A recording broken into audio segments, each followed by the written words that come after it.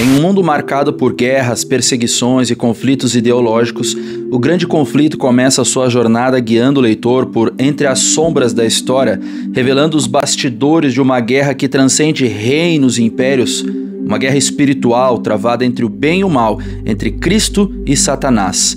A história se inicia na Jerusalém do primeiro século, pouco depois da ascensão de Cristo. A cidade, outrora símbolo da presença divina, caminha para a sua ruína. As palavras proféticas de Jesus ecoam, alertando sobre a destruição iminente do templo e os tempos de angústia. Em 70 d.C., essas palavras se cumprem com exatidão quando os exércitos romanos liderados pelo imperador Tito cercam Jerusalém.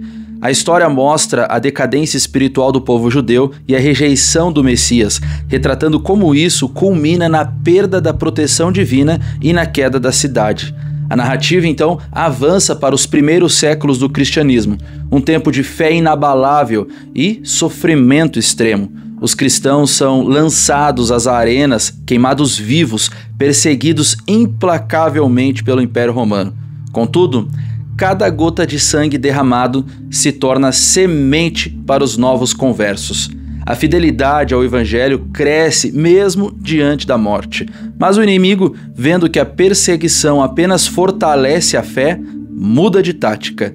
A corrupção se infiltra sorrateiramente na igreja. A união entre a fé cristã e o poder secular começa a manchar a pureza do evangelho. Surge então o papado, a supremacia eclesiástica em Roma, consolidando um sistema que irá dominar por séculos, exercendo poder sobre reis e nações.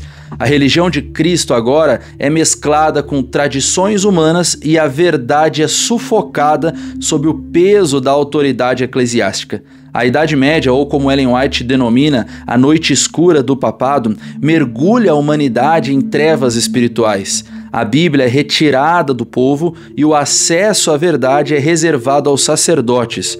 O medo e a superstição e os abusos de poder tomam conta do cenário religioso. No entanto, mesmo nesse período sombrio, vozes se levantam, movidos por um senso profundo de dever e guiados pela convicção da verdade bíblica. Homens e mulheres simples se tornam instrumentos nas mãos de Deus. Entre esses, os valdenses se destacam, preservando manuscritos das Escrituras e compartilhando discretamente a luz da verdade. Mais adiante, o palco da história é tomado pela Reforma Protestante. Surge então uma figura que mudaria os rumos da cristandade: Martinho Lutero. No mosteiro de Wittenberg, sua alma inquieta busca paz com Deus. Ao encontrar a verdade das Escrituras, especialmente no livro de Romanos, que diz que o justo viverá pela fé, Lutero experimenta libertação. Então, desafiando o poder dominante, ele crava suas 95 teses na porta da igreja, denunciando os abusos e as indulgências. A reforma se espalha como fogo em palha seca. Outros reformadores surgem, como Zwinglio e Calvino, por exemplo. Cada um deles, com a sua peculiaridade, amplia a chama da verdade e do retorno à Bíblia como única regra de fé. A palavra de Deus traduzida e impressa alcança o povo comum e, embora perseguições continuem, o Evangelho volta a brilhar com força. A história então atravessa o Canal da Mancha e chega à Inglaterra. Ali surgem movimentos como os puritanos e os dissidentes que resistem à autoridade da igreja estatal. E esses, por sua vez, atravessarão o Oceano Atlântico fundando uma nova nação com princípios de liberdade religiosa, os Estados Unidos da América. A primeira metade do livro vai se encerrando com os reflexos da reforma e o surgimento de novos grupos religiosos ansiosos por conhecer a vontade de Deus através das Escrituras. Destaca-se especialmente o movimento milerita nos Estados Unidos da América, que previu o retorno de Cristo em 1844. Embora o evento tenha culminado em grande desapontamento, ele marcou o início de uma nova etapa no plano divino. Após o desapontamento de 1844, os fiéis estavam confusos, feridos, e muitos se perguntavam se haviam sido enganados. Contudo, Deus não os havia abandonado. Assim como os discípulos após a cruz, os adventistas do século XIX precisavam olhar mais profundamente para as Escrituras. Foi então que um pequeno grupo de crentes começou a estudar com mais fervor a Bíblia, buscando entender o que realmente acontecera naquele ano. Descobriram que a profecia do santuário em Daniel 8,14, que diz até 2.300 tardes e manhãs e o santuário será purificado, não se referia à volta de Jesus à terra, mas à entrada de Jesus no lugar santíssimo do santuário celestial, iniciando a obra do juízo investigativo. Esse evento, invisível aos olhos humanos, marcou o início da fase final da intercessão de Cristo, um ministério essencial para a salvação. Jesus, o nosso sumo sacerdote, agora intercede por cada ser humano, examinando os registros do céu antes da sua segunda vinda.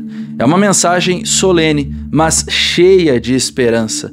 A partir dessa compreensão, levanta-se um povo profético, identificado nas Escrituras como os que guardam os mandamentos de Deus e têm a fé de Jesus, lá em Apocalipse 14:12. Esse povo, guiado pelo Espírito de profecia, o Espírito Santo, passa a anunciar as 3 mensagens angélicas, um chamado global para a adoração ao Criador, o abandono de Babilônia, o sistema religioso corrompido, e o alerta contra a marca da besta.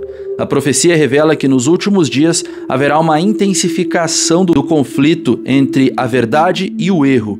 A liberdade religiosa será ameaçada e o mundo se unirá sob preceitos religiosos falsificados. Uma aliança entre poderes civis e religiosos imporá leis contrárias à palavra de Deus. O sábado bíblico, símbolo da lealdade ao Criador, se tornará o ponto central da controvérsia. Enquanto muitos aceitarão o falso dia de adoração, o domingo, os fiéis do Senhor, mesmo sob a ameaça de perseguição, manterão sua fidelidade ao 4º mandamento. Eles saberão que a obediência, mesmo sob risco, é mais preciosa do que a própria vida. Nesse cenário, Ellen White descreve a atuação dos enganos satânicos. Milagres, sinais e maravilhas enganarão multidões. Satanás, personificando um falso Cristo, aparecerá com aparência gloriosa, realizando prodígios e pregando meias verdades. Tudo para enganar, se possível, até os escolhidos. Mas Deus tem um povo simples, porém resoluto. Eles não se apoiam em emoções ou em popularidade. Suas vidas estão alicerçadas na Bíblia. Eles brilham em meio à escuridão moral do mundo como tochas de esperança. Estes passarão pela angústia de Jacó, uma prova de fé final, quando parecerá que foram abandonados. Mas, como antigamente, Deus intervirá no momento certo. Então, após o fechamento da porta da graça, quando o destino eterno de cada pessoa estiver decidido, virá o desfecho glorioso, a segunda vinda de Cristo. A terra tremerá, os céus se abrirão e com poder e grande glória Jesus retornará. Os ímpios serão destruídos pela glória de sua vinda, enquanto os justos mortos ressuscitarão e os vivos fiéis serão transformados. Juntos subirão para encontrar o Senhor nos ares. Segue-se um período de 1000 anos, o milênio, durante o qual os salvos estarão no céu, analisando os registros do juízo, participando da vindicação de Deus. A terra, por sua vez, estará desolada, vazia. Satanás, sem ninguém para enganar, ficará confinado à solidão de um mundo em ruínas por 1000 anos. Ao fim desses 1000 anos, Cristo retorna com seus santos e a Nova Jerusalém desce à terra. Os ímpios são ressuscitados para receberem a sua sentença. Satanás reúne os seus exércitos para atacar a cidade santa e é a última tentativa de rebelião. Mas então fogo desce do céu e consome os ímpios e o próprio adversário. E essa é a destruição final do pecado e de todos os que o escolheram. A terra será renovada, o planeta manchado pelo sofrimento será recriado como o lar eterno dos salvos. Não haverá mais lágrimas, dor, pecado ou morte. Os redimidos habitarão com Deus para sempre. E assim, o grande conflito chega ao fim. Desde os portões do Éden até as muralhas da Nova Jerusalém, a história da redenção revela o caráter de Deus, amor, justiça e misericórdia. Cada capítulo foi uma página no livro eterno da salvação. O universo contemplará em paz a grandiosidade da cruz e a vitória do Cordeiro. E aqueles que permanecerão fiéis serão chamados vencedores.